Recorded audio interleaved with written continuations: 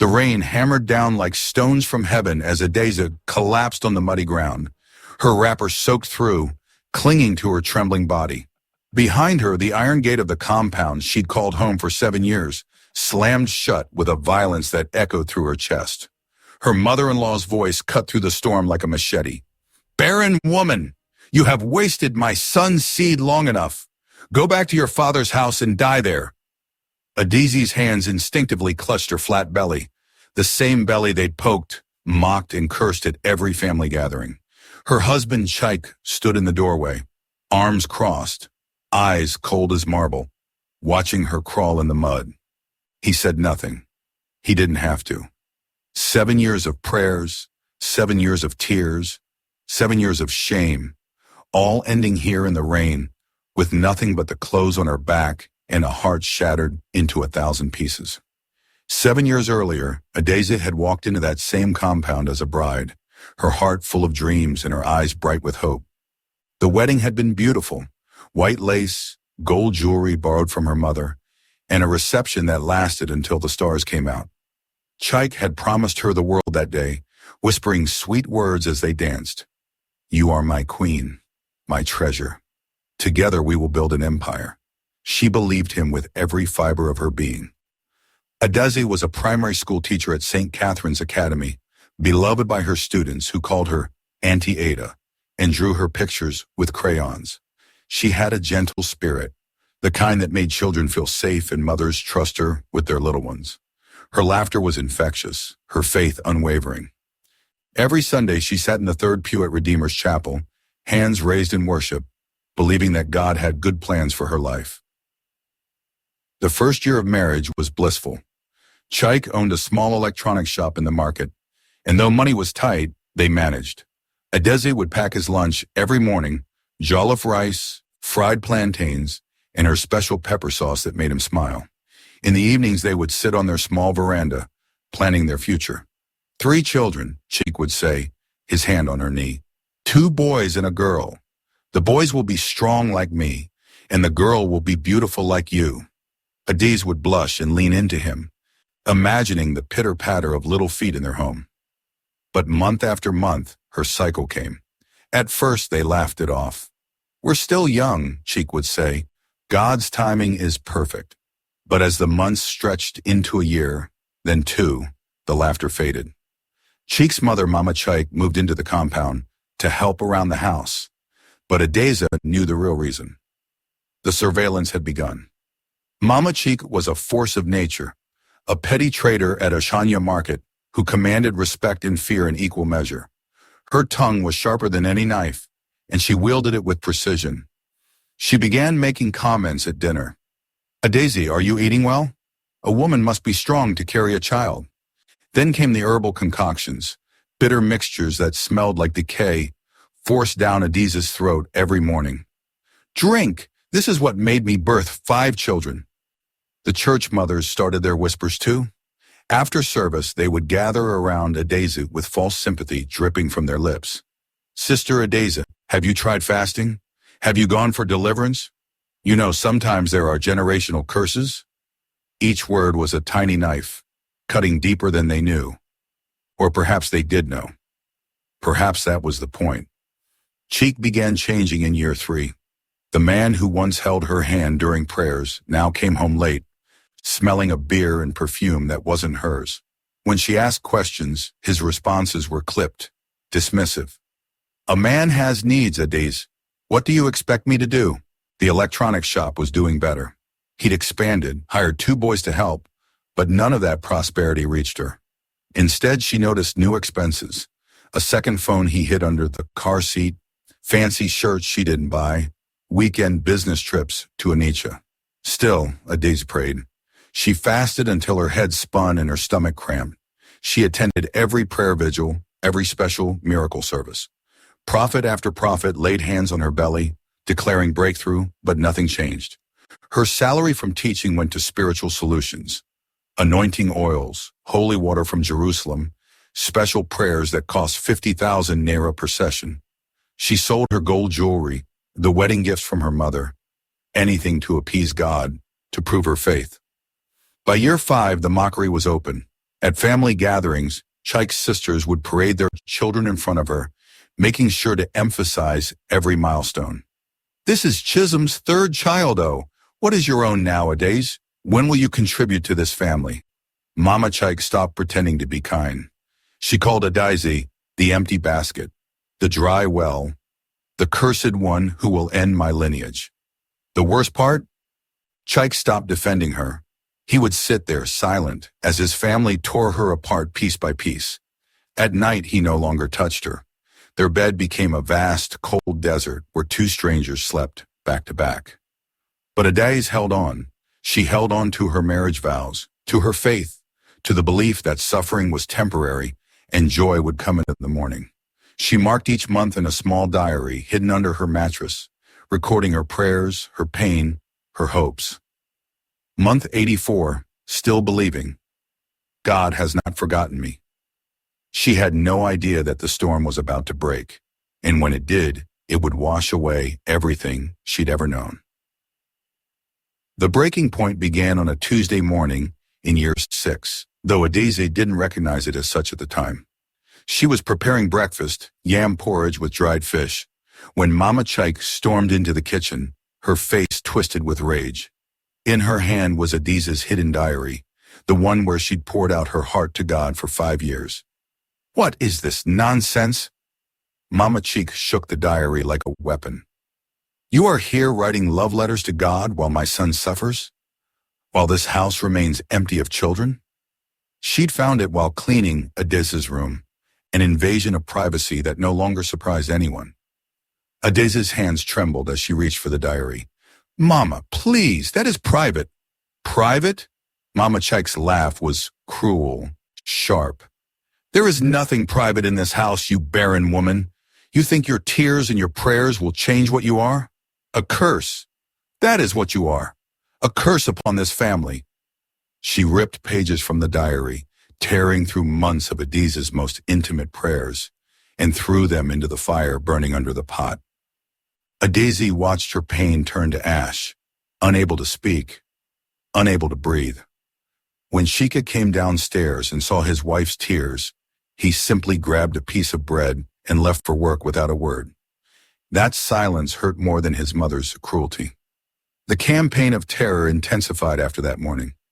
Mama Chica invited her prayer group to the house. 7 women dressed in white, carrying Bibles and anointing oil. They surrounded Adaize in the living room, forming a circle that felt like a cage. We are here to deliver you, the leader, Sister Ngozi, declared with theatrical authority. There is a spirit of barrenness following you. Marine spirit, generational curse. We must cast it out. For 3 hours they shouted, screamed, and pushed Adaize to the ground. They poured hot anointing oil on her head until it burned her scalp.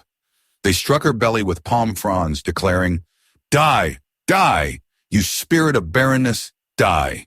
Neighbors gathered outside, watching through the windows.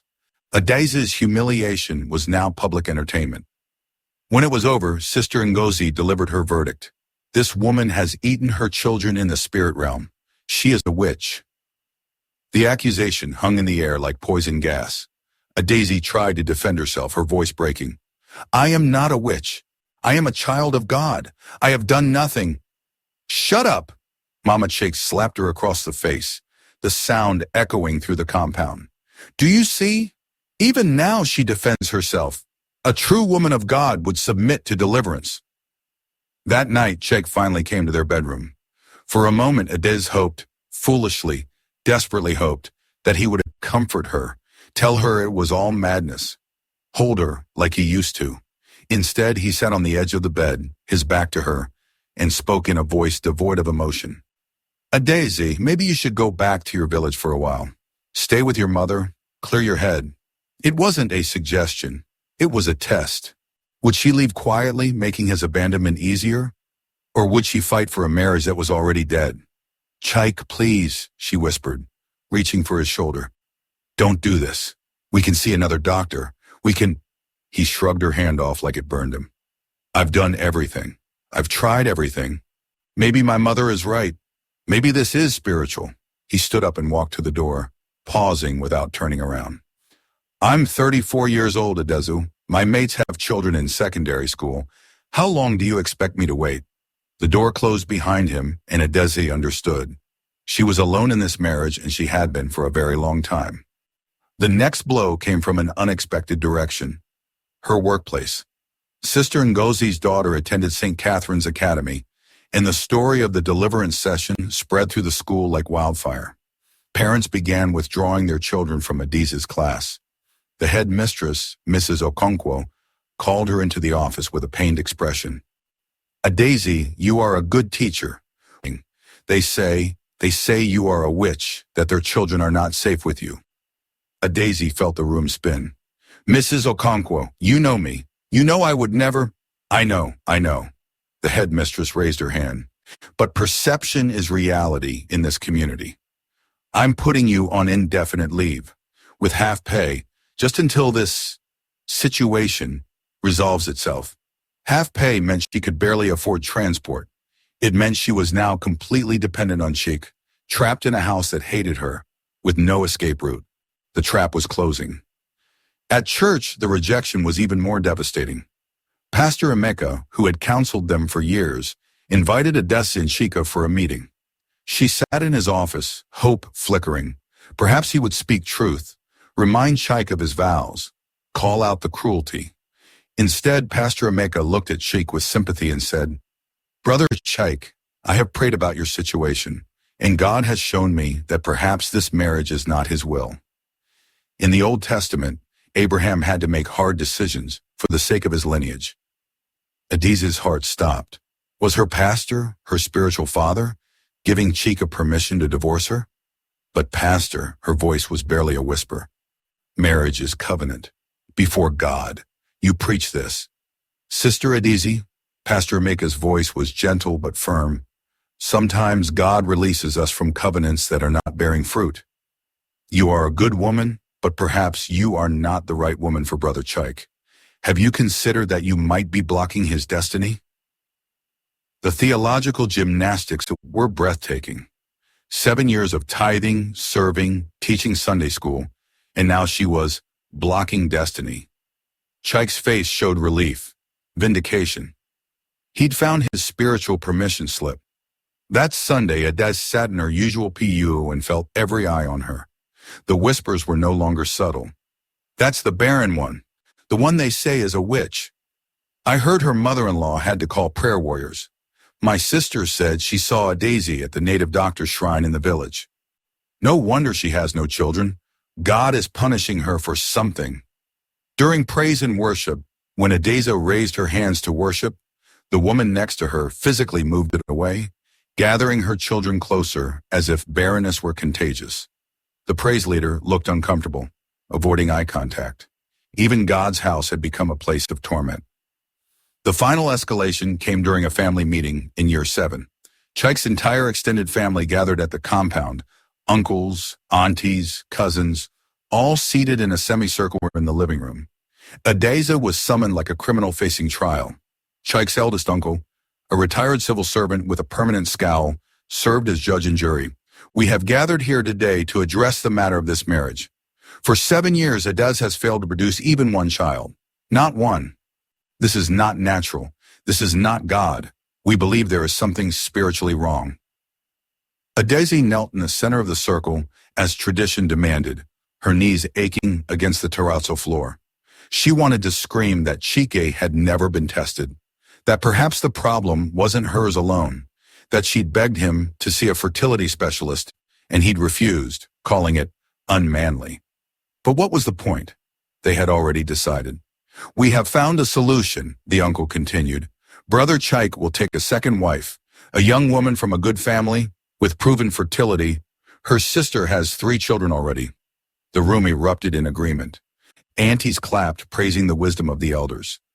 Mama Sheikh beamed with triumph, and Sheikh sat there nodding, as if they were discussing which car to buy, not the destruction of his wife's life. As for you, Adesi, the uncle's voice turned cold. You will remain as the senior wife. You will welcome the new wife with respect and help her settle in. This is the only way this family survives. Senior wife. The title was a knife to the heart. She would watch another woman grow round with her husband's child, live in her house, take her place. She would be the Barren senior wife, a cautionary tale, a ghost haunting her own life. That night, Adeza lay on the cold floor of her bedroom. Chika had moved to the guest room months ago and made a decision. She would not be a senior wife. She would not participate in her own humiliation. She would pray one more time with everything she had left, and if God remained silent, she would leave.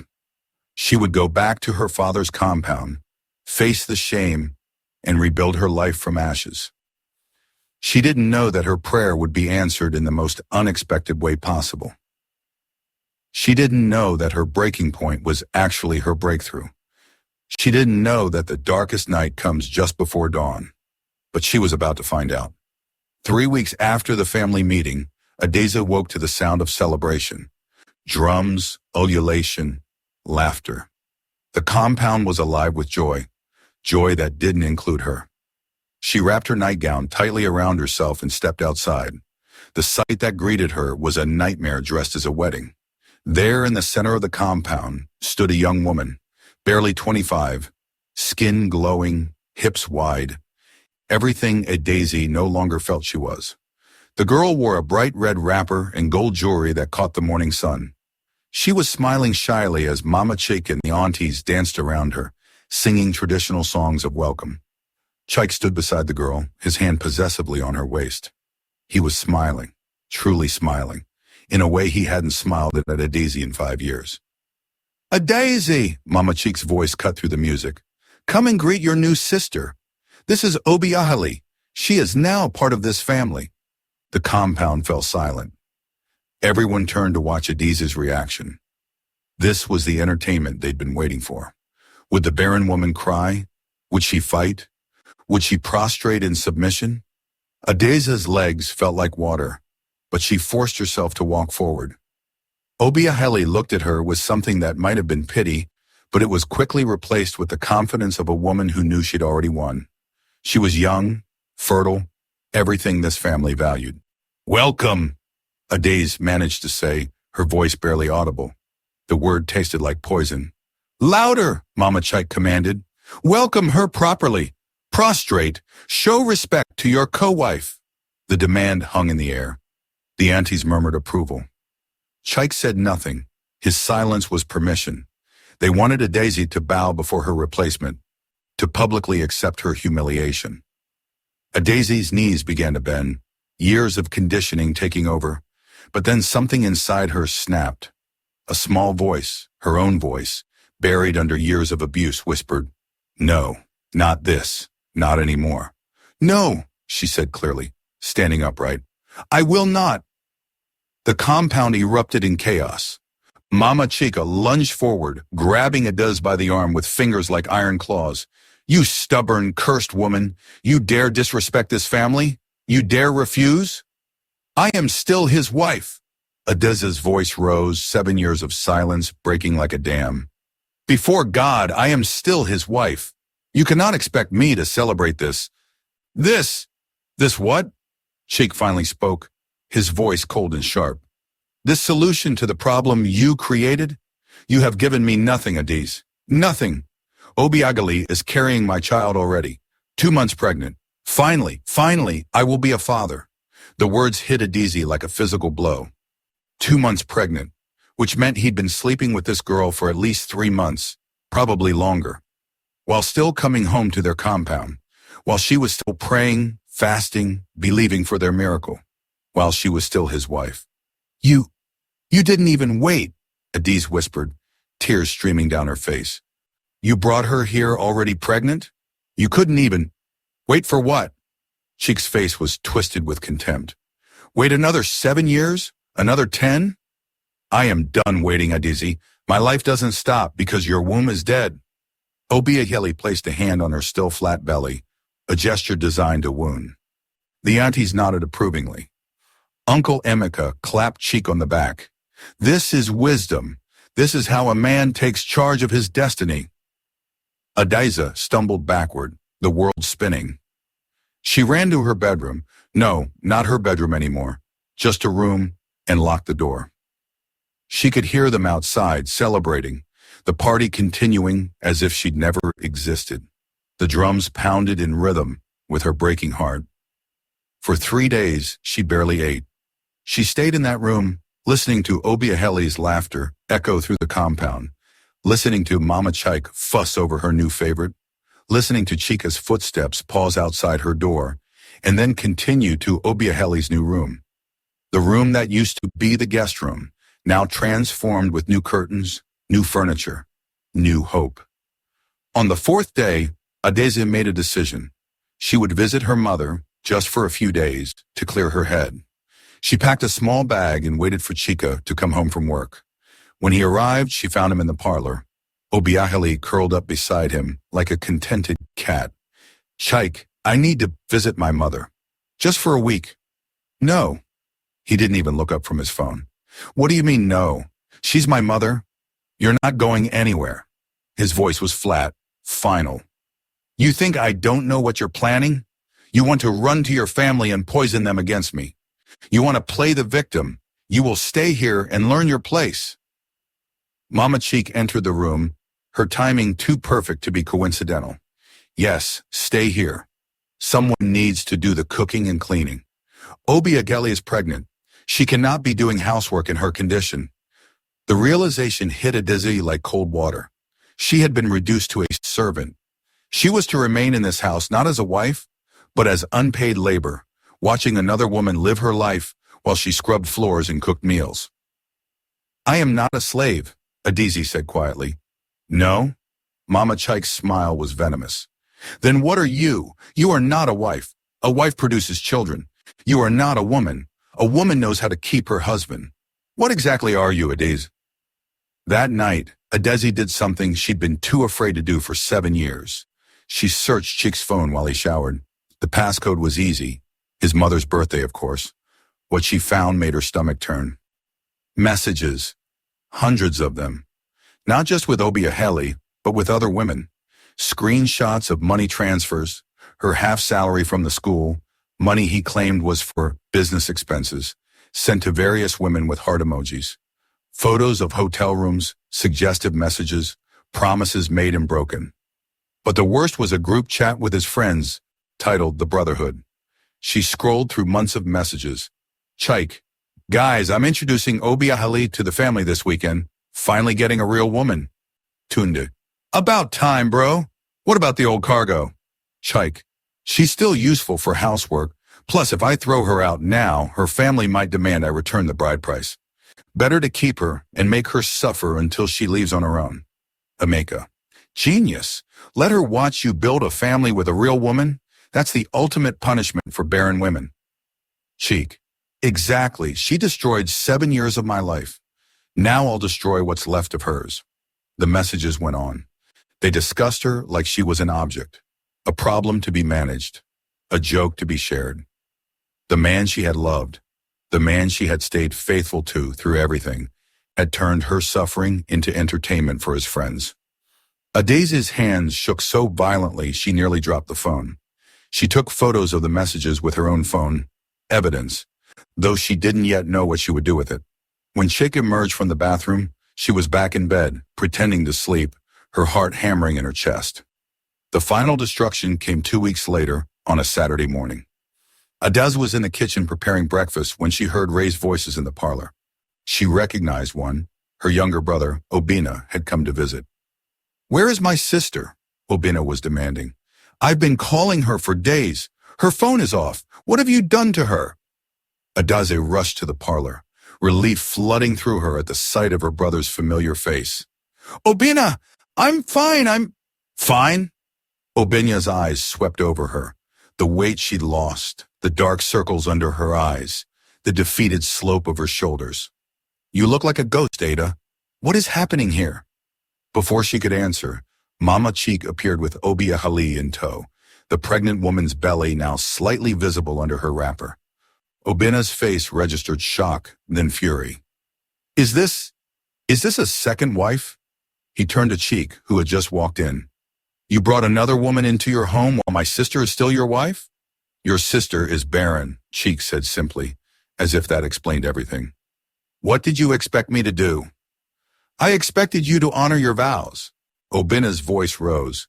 I expected you to be a man. Ada, pack your things. You're coming home with me. Today. She's not going anywhere. Cheek stepped forward, his body language threatening. You cannot keep her here against her will. I can do whatever I want with my wife. The confrontation escalated. Neighbors began to gather. Mama Cheek started shrieking about disrespect, about ungrateful in-laws, about how Adazi had poisoned her family against them.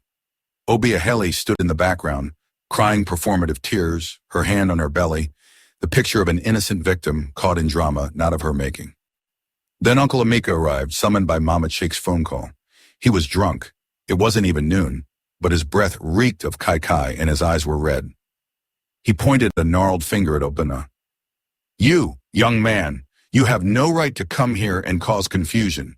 Your sister is a witch, we all know it. She has been blocking her husband's destiny with her evil powers. Witch? Obina laughed bitterly. My sister is a born-again Christian. She has done nothing but pray and serve this family. Then why has she not conceived? Uncle Emeka swayed on his feet. Hey, answer that. 7 years. It is not natural. The only explanation is witchcraft. She has been eating her children in the spirit realm. The crowd murmured. The accusation of witchcraft, once spoken publicly, was like a stain that couldn't be washed out. Adaz saw it in her neighbor's eyes. Doubt, suspicion, fear. These were people she'd lived beside for 7 years. People whose children she'd taught, people she'd celebrated with during Christmas and Easter. Now they looked at her like she was a monster. Lies, Obina shouted.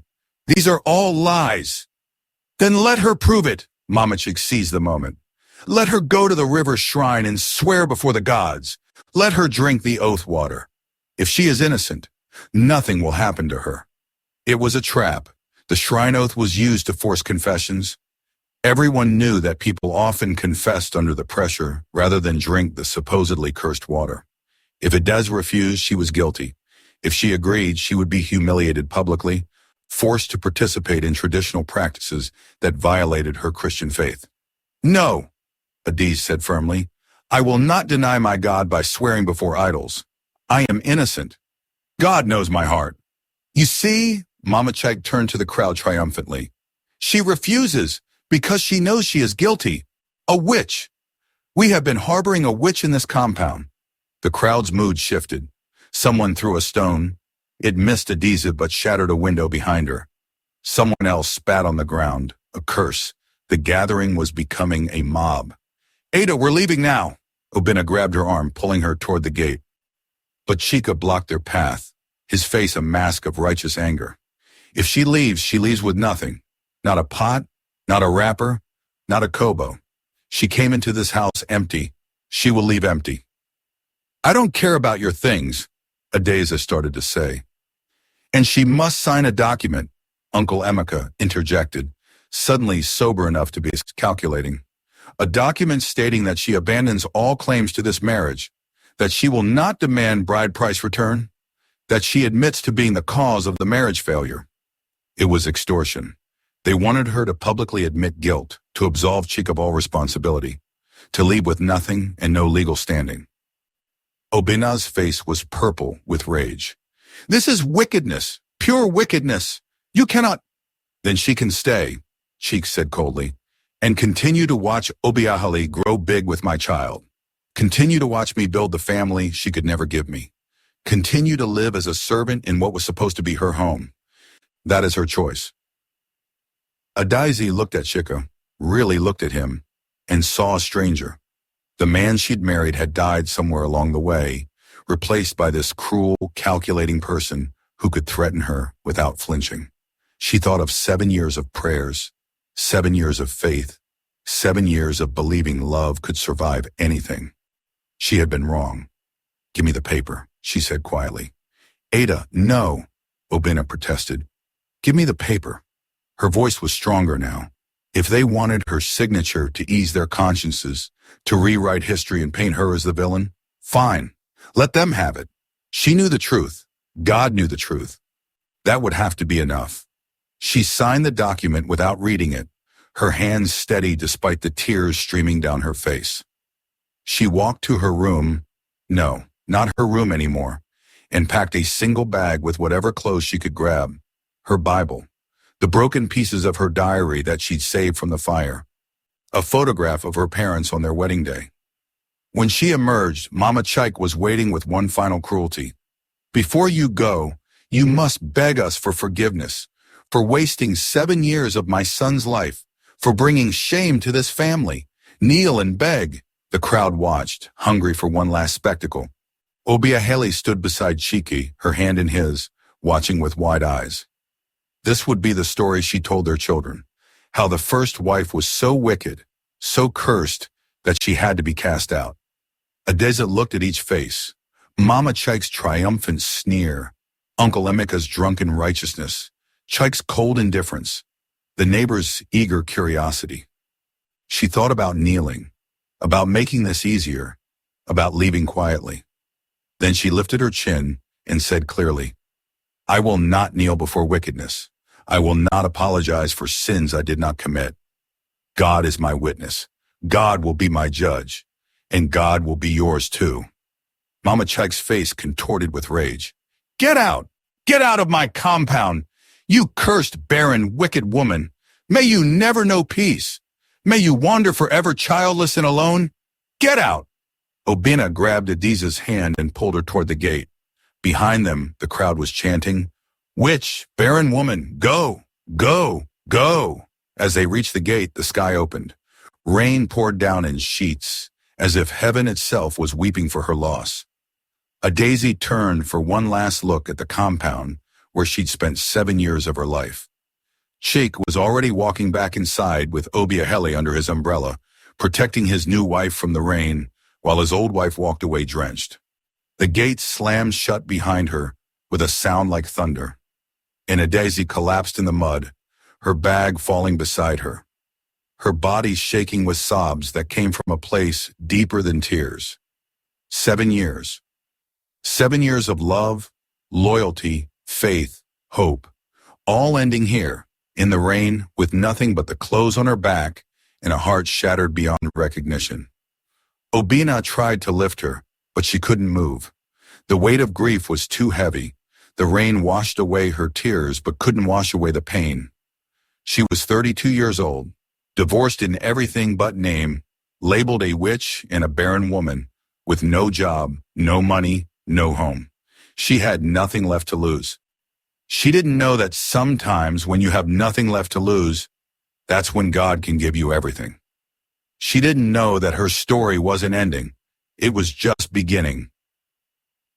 But first, she had to survive the storm. Obina took Adeze to their parents' compound in the village, 3 hours away from the city. Their mother, Mama Nkechi, wept when she saw her daughter's condition. The hollow eyes, the trembling hands, the defeated spirit. She didn't ask questions. She simply held Adeze and whispered, My daughter, you are home now. You are safe. For 2 weeks, Adeze barely left her childhood bedroom. She stared at the ceiling, reliving every moment of humiliation, every cruel word, every betrayal. She couldn't eat. She couldn't pray. The God she'd served so faithfully felt a million miles away. What was the point of faith when it led to this? What was the point of staying pure, of keeping her vows, of believing in miracles? Ada, you need to eat something, her mother pleaded, bringing bowls of pepper soup that grew cold untouched. Please, my daughter, you are wasting away. But Adeze felt like a ghost, alive but not living, breathing but not feeling. The shame was suffocating. How could she face the village? How could she attend church? Everyone would know. Everyone would whisper. The barren woman, the rejected wife, the one who couldn't keep her husband. On the 15th day, Adeze woke up at 3 a.m., violently ill. She barely made it to the bathroom before vomiting everything in her stomach, which wasn't much, considering she'd barely eaten. Her mother heard and rushed in, holding her hair back as another wave of nausea hit. It's just stress, Mama, Adeze gasped between heaves. My body is... It's just shutting down. But the nausea didn't stop. For 3 days straight, she couldn't keep anything down. She developed a fever. Her mother grew frantic, begging her to see a doctor, but Adiza refused. What was the point? What was anything worth anymore? On the 4th day of illness, she collapsed while trying to walk to the bathroom. Her mother screamed for Obina, and together they carried her to Obina's old car.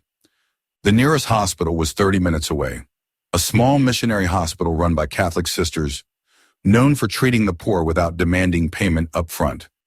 Sister Mary Philomena, a Nigerian nun in her 60s, who'd trained as a nurse in Dublin, examined Adiza with gentle efficiency. She took her temperature, checked her blood pressure, and asked questions while Mama Nkechi hovered anxiously. "When was your last menstrual period?" Sister Philomena asked. Adiza's mind was foggy with fever. I don't know. Maybe 2 months ago? I stopped tracking. There was no point anymore." Sister Philomena's eyes sharpened with interest. "I see. And have your breasts been tender? More tired than usual?" "Everything hurts, sister. My whole life hurts. I understand, my dear, but I need to run some tests just to be sure." They took blood samples. Adiza drifted in and out of consciousness, barely aware of what was happening. She heard voices, her mother praying in Igbo, Obina's worried questions, Sister Philomena's calm responses. Everything felt distant, unreal, like she was watching her life happen to someone else. Hours later, or maybe minutes, time had lost all meaning. Sister Philomena returned to the room. Her face was unreadable, but something in her eyes made Mama Nkechi grip her daughter's hand tighter. "Adiza," Sister Philomena sat on the edge of the bed, her voice impossibly gentle. "My dear girl, I have news. You're not sick. Well, you are sick. Hyperemesis gravidarum, severe morning sickness. But the reason you're sick is—" She paused as if the words were too powerful to rush. "You're pregnant, Adiza, about 9 weeks pregnant." The room went silent, completely, utterly silent. Adiza was sure she'd heard wrong, that the fever had scrambled her brain, that this was a hallucination born of 7 years of desperate hoping. That's not possible," she whispered. "I can't. I've been trying for 7 years. 7 years. I'm barren. Everyone was wrong." Sister Philomena's smile was radiant. "You are most definitely pregnant. But Adiza—" She paused again, her smile growing wider. "The ultrasound shows something extraordinary. You're not carrying 1 baby. You're carrying 3. 3? Mama Nkechi's voice was a strangled whisper. "Triplets." Sister Philomena pulled out a grainy black and white printout. "See? 3 heartbeats. 3 beautiful, healthy babies. A miracle, truly. Especially for a woman your age with no fertility treatments." Adiza stared at the ultrasound image. 3 tiny shapes, 3 flickering heartbeats. Her hand moved to her belly, her flat, empty belly that everyone had mocked, that Cheek had called dead, that Mama Cheek had cursed. 3 babies. 3 lives growing inside her. "But how?" Tears streamed down her face. "When? I don't understand." Sister Philomena did the math with her. 9 weeks ago would have been the week before Cheek introduced Obiaili, the week before the family meeting. During those last desperate attempts to save her marriage, when Chika had come to their bedroom one final time, not out of love, but out of what he'd later told his friends was pity. God had answered her prayer in that moment. In the midst of her darkest season, in what she thought was the end of her story, God had planted not 1 miracle, but 3. The babies. Adiza gripped Sister Philomena's arm, sudden fear flooding her. "Are they okay? After all the stress, the not eating, They are fighters, like their mother." Sister Philomena squeezed her hand. "But you need to take better care of yourself. No more refusing food. No more giving up. These babies need you strong." Mama Nkechi had collapsed to her knees beside the bed, her hands raised to heaven, praising God in Igbo, tears streaming down her weathered face. Obina stood in the corner, his eyes wide with shock, his own tears falling freely. "Mama," Adiza's voice broke. "Sheikh, he doesn't know. He threw me out thinking I was barren. What do I do?" Her mother's face hardened, with a fierceness Adeze had never seen before. "What do? You do nothing. That man threw you away like rubbish. He has made his choice. A pregnant mistress living in what was your home. Let him believe what he believes. These children are yours, not his." "But they're his children too, are they?"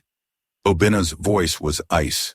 "Children belong to the father who loves their mother, Ada, not to the man who mocked her, degraded her, called her cursed, and threw her into the rain. He gave up his rights when he slammed that gate."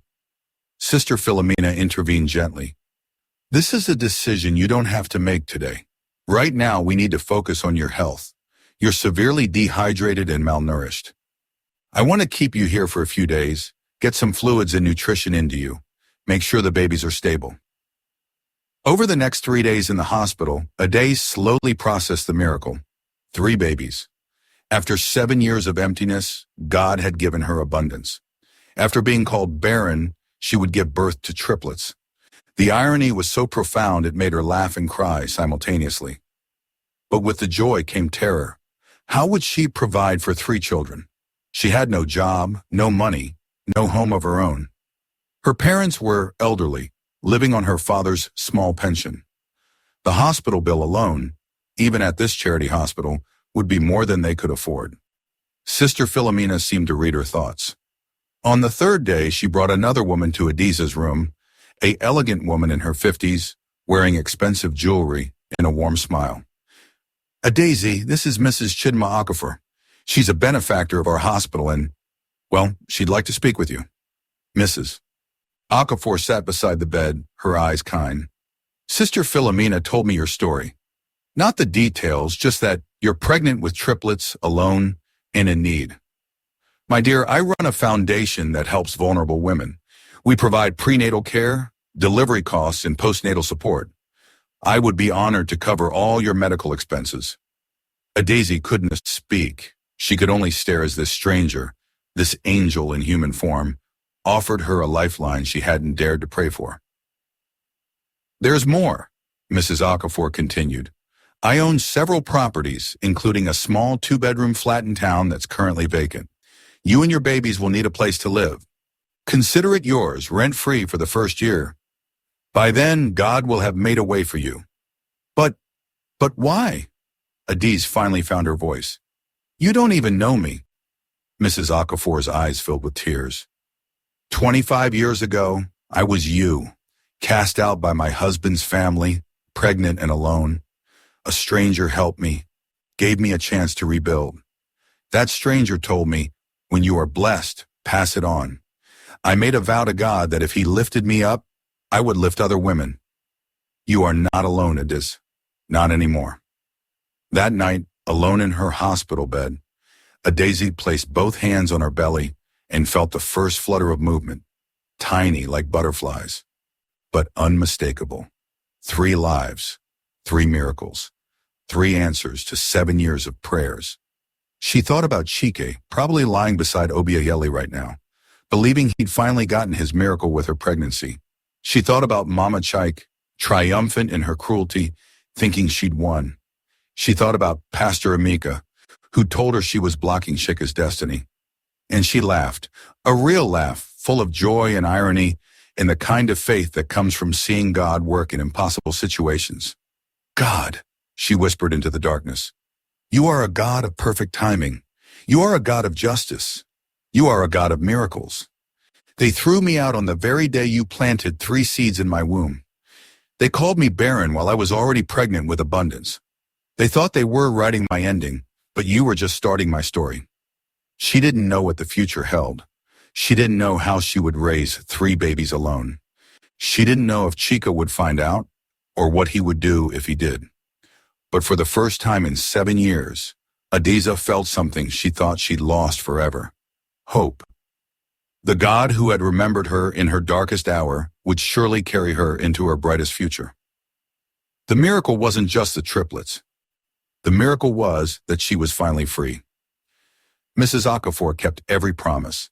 Within 2 weeks of leaving the hospital, Adeze moved into the 2-bedroom flat, a modest but clean space with blue-painted walls, a small kitchen, and windows that let in morning sunlight.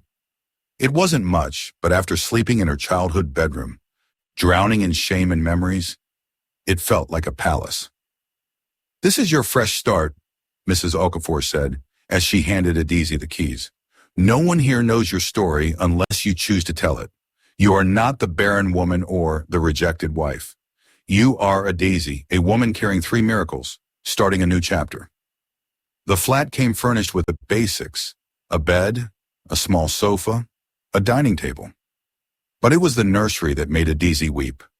Mrs. Okafor had prepared it herself: 3 cribs arranged in a semicircle, soft yellow blankets, a rocking chair by the window, and a sign on the wall that read, "For I know the plans I have for you, declares the Lord, plans to prosper you and not to harm you, plans to give you hope in a future." Jeremiah 29:11.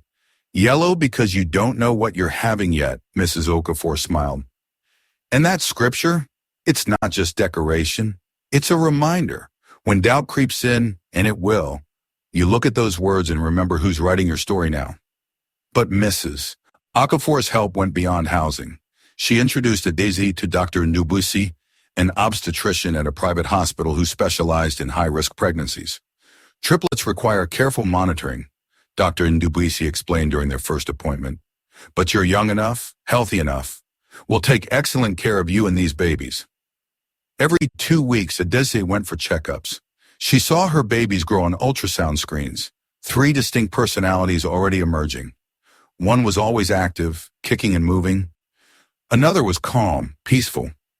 The third seemed curious, always positioned as if looking around. 2 boys and a girl, Dr. Ndubuisi finally announced at the 20-week scan. "Exactly what you'll need. The boys to protect their sister, and the girl to keep them civilized." Adiza's hand flew to her mouth. 2 boys and a girl. She remembered Sheik's words from their first year of marriage. 3 children, 2 boys and a girl. God had a sense of humor, giving her the exact dream Sheik had spoken over their lives, but giving it to her alone after he'd thrown her away. The restoration came in waves, small miracles that built into something greater. Through Mrs. Okafor's network, Adiza was offered a part-time teaching position at a private primary school, one that would accommodate her pregnancy and allow her to work from home when the babies arrived. The pay wasn't much, but it was enough. More importantly, it gave her back her dignity, her purpose, her identity beyond the labels that had defined her for 7 years. "I teach, therefore I am," she joked to Obinna during one of his weekly visits. But it wasn't really a joke. Standing in front of a classroom again, seeing children's faces light up when they understood a concept, hearing them call her Teacher Ada, it reminded her that she was more than her womb, more than her marital status, more than what Chike's family had reduced her to. The church Mrs. Okafor attended, a small, vibrant congregation called Grace Assembly, became Adizi's sanctuary. Unlike Redeemer's Chapel, where she'd been judged and discarded, Grace Assembly wrapped around her like a warm blanket. Pastor Joy, a woman in her 40s with kind eyes and a no-nonsense attitude, prayed over Adiza's growing belly every Sunday. "These babies are marked by God," Pastor Joy declared one Sunday, her hand on Adizi's rounded stomach. "They were conceived in the valley of humiliation, but they will be born on the mountaintop of testimony. Every kick you feel is a reminder that God hasn't forgotten you. Every flutter is a promise that your latter days will be greater than your former." The women of the church rallied around her. Sister Blessing, a retired midwife, taught her breathing exercises for labor. Sister Obi, a seamstress, sewed maternity clothes that actually fit her expanding body. Sister Amara, who'd also survived an abusive marriage, became her confidant, the one person who understood the complex emotions of healing from betrayal while preparing for new life. "Some days you'll feel strong," Amara told her over tea one afternoon. "Other days you'll remember something he said, and it'll cut you all over again. That's normal. Healing isn't linear. But every day you survive is a victory." And survive she did, as her belly grew, impossibly large with 3 babies. Adizi found strength she didn't know she possessed. She learned to cook meals for one without feeling lonely. She learned to assemble baby furniture with YouTube tutorials and determination. She learned to sleep on her side with 4 pillows supporting her belly, her back, her legs. She learned to laugh again. Real laughter that came from her soul. Not the polite laughter she'd performed for 7 years in Sheik's compound. By her 7th month, Adeza could barely move without help, but her spirits soared. Mrs. Okafor visited weekly, bringing groceries, encouragement, and stories of her own journey from abandonment to abundance. You think I'm wealthy now? 25 years ago, I was selling okra by the roadside to feed my son. But God promoted me step by step. He will do the same for you. The transformation wasn't just external. Internally, Adeze was shedding the old skin of the woman who'd apologized for existing, who'd shrunk herself to avoid conflict, who'd believed the lies others spoke over her life. In its place emerged a woman who knew her worth, who understood that her value wasn't determined by her ability to produce children or keep a man happy, who recognized that the God she served was a God of justice, not just mercy. One evening, 8 months pregnant and sitting in her nursery's rocking chair, Adeza wrote in a new journal, replacing the one Mama Cheek had burned. They said I was cursed, but how can a woman carrying 3 miracles be cursed? They said I was barren, but how can a woman whose womb is so full she can barely breathe be barren? They said God had forgotten me, but how can a woman surrounded by angels in human form be forgotten? I spent 7 years begging for 1 child. God waited until I had nothing left, then gave me 3. That's not delay. That's strategy. That's not denial. That's divine setup. My babies will be born into freedom, not dysfunction, into love, not toxicity, into a home where their mother is celebrated, not tolerated. Chike took 7 years from me. God is giving me 70 years of joy in return. This is not the end of my story. This is the beginning. As she wrote the final words, all 3 babies kicked simultaneously, a triple confirmation that made her gasp and laugh. They were coming soon, her 3 arrows, her 3 miracles, her 3 proofs that God specializes in making beauty from ashes. She placed both hands on her enormous belly and whispered, "Soon, my loves. Soon you'll be here. And when you arrive, you'll walk into a story of redemption so powerful that everyone who hears it will know that our God is a God of the impossible." Adeze didn't know that in Sheik's compound, Obiaile had given birth to a single baby boy, healthy, but just one. She didn't know that Mama Cheek was already pressuring Chike to try again quickly for more children. She didn't know that rumors of her pregnancy had begun circulating, whispered from church member to market woman to village gossip. She didn't know that a reckoning was coming. But she was ready. Because she was no longer the broken woman who'd been thrown in the rain. She was a woman who'd walked through fire and come out as gold. The unraveling of Cheek's perfect new life began 3 months after he'd thrown Adeze out. Obiaile gave birth to a son, Chukwebuka. God is great. And for 2 weeks, Cheek felt vindicated. See? He'd made the right choice. His mother had been right. Adeze had been the problem all along. He posted photos on social media. Proud father, beautiful baby, caption reading, finally blessed by God, but the celebration was short-lived. Obiaile changed after the birth. The shy, submissive girl who'd smiled sweetly and obeyed every command transformed into something else entirely. She made demands. A bigger bedroom, new furniture, gold jewelry like the other wives at church wore. When Chick hesitated, citing business expenses, she would cry dramatically, clutching baby Chukwebuka to her chest. "So your son is not worth spending money on? You want him to suffer?"